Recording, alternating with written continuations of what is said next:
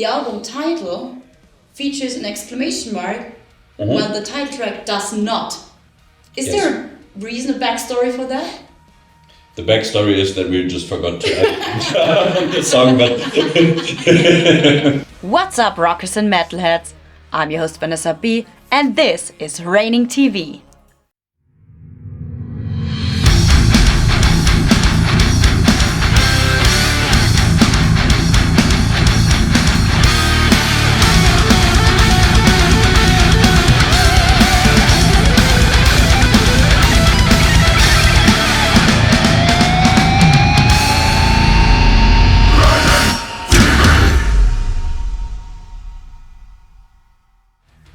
Do you know what induction is?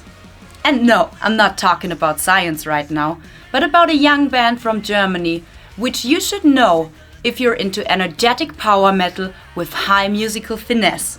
Induction just released their third album, Love Kills.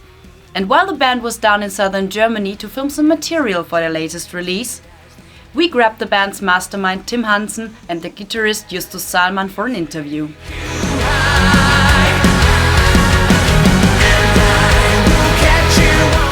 Welcome, Tim and Justus from Induction. Hello. You have a new album ready. Love Kills is the title, which is a very striking title. What's behind it? Is it like fictional, metaphorical, or like some personal story? Definitely the latter, but we dive into all kinds of things equally there. And of course, thanks for having us here. Super fun. Thanks for watching already. Love Kills is a brainchild of mine that has been a heavy birth, so to say. Took a long time to get it to where it's supposed to be, to get the artistic vision right and every detail figured out. And it's definitely a very personal album with a very strong message, and that is Love Kills. But there's an appendix, but it's never gonna die. So the point of the whole album really was for me to get over a very, very heavy relationship that I was in that ended, and then this was my way to really get everything worked through in my head. And I tried to write this album in a way that, you know, works on this topic from many different angles. So that's probably the main thing. Lots of sci-fi, lots of love, and larger than life stories. And shredding.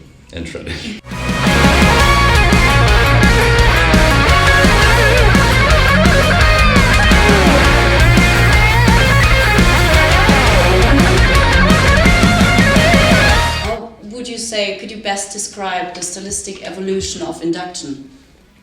We went from a very brainy notebook in the audience power metal, progressive power metal, to more, let's call it just heavy metal. It's like the simplest term I would use, but again, I would like to know Justus' thoughts, because he joined in the band with Love Kills, and For me, probably I think that there's a big splash of rock and roll added. It's like, you know, of course the core of Induction is still there. It is, you know, you can still, like, I think it's audible that it's Induction, but I'd say that there's a lot more if you like a little bit of like 80s rock in there. Also regarding the synth game, and it's less how in like TLDR that there's that most of the symphony orchestra has been replaced by, you know, DX7. I wouldn't say that. Yeah, but there's a lot of focus too. But I mean, it's like kind of like put it into a cliche. And put like everything to 11, basically. Yes, everything is in 11. Yeah. One louder.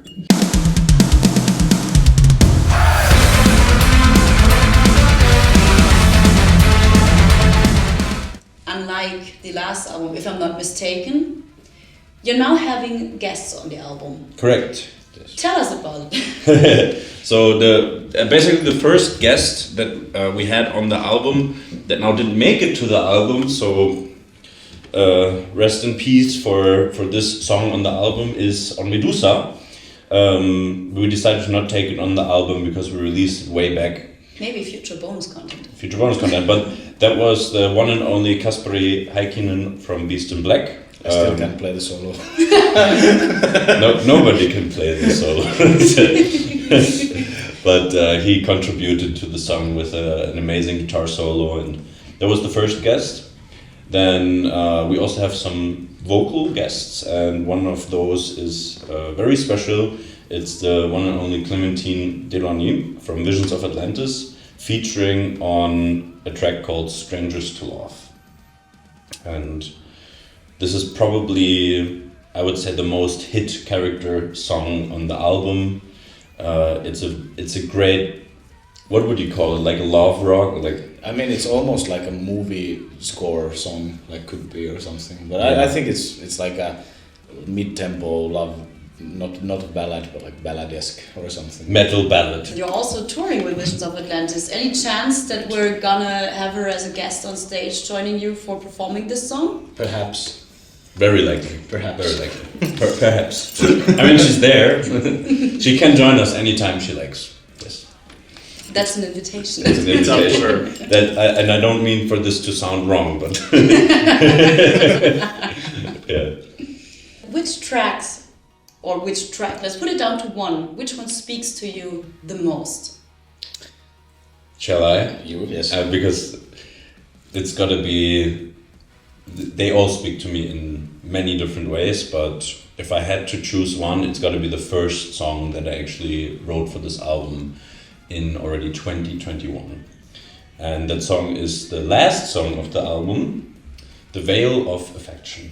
It's a grand, epic song, maybe keen to something like we did on Scorched, like a longer track with many different parts and absolutely just like emotional and grand. And this song really means a lot to me, and I think that it's gonna also resonate a lot with both people that like the, let's say, new Induction, but also people that discovered us on the first album. Really. Definitely. And that's also my answer. Veil of Affection is definitely, it gives me the same vibes as Nightwish's Ghost Love Score, the song. But then if I would have to say something else, then also Steel and Thunder. Yes. So good. I am a machine. It's just fucking cool. Yeah. Yeah. And you said it's the last song on the album, but actually there's another song coming after that, which is a cover song Yes. from Gamma Ray. Yes. And what brought you to choose this song? Is it because it fits the album theme? Correct. The song is Empress, and it's one of my personal favorite Gamma Ray songs. And coincidentally, From the very underrated album Land of the Free Part 2, by the way, check it out if you it don't was know. my very, very much favorite album back then when I was a kid. I was listening to it so much. But I decided to do this one because, for one, I love the song. Two, it fits really well within the album. And three, it's actually not available anywhere on the streaming platforms. No one really knows why. It's just... No one knows why, but... See, I never noticed that because I have the CD. Perfect. But to anyone that is keen to listening to that song, also on the streaming platforms, you can listen to the Induction version, which I think turned out very cool. Yes, so yes, very cool. Does the Grandmaster agree? He loves it, yes, very much. We gave it a little bit of the Induction touch and influence with bigger orchestration and a little bit of synth here and there, and of course Gabriel on the vocals, and it's very cool. Justus is shredding like a madman. That's the diarrhea solo that cannot miss. So 32 notes in a second, The album title features an exclamation mark, while the title track does not. Is there a reason, a backstory for that? The backstory is that we just forgot to add it the song, but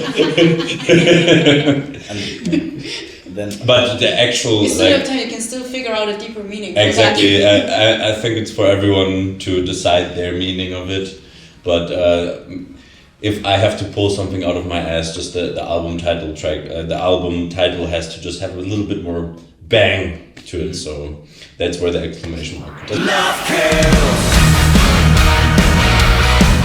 Thank you guys for watching. It was a great pleasure being here. And if you made it so far, definitely go come and see us. We're always gonna head to the merchandise stand and meet our fans. So we can have a chat and you can tell us how much you hated the show. Or how much you loved the show. What works? We usually play better live. Keep rocking and see you in the next episode of Raining TV. Yes. Bye bye. Bye bye.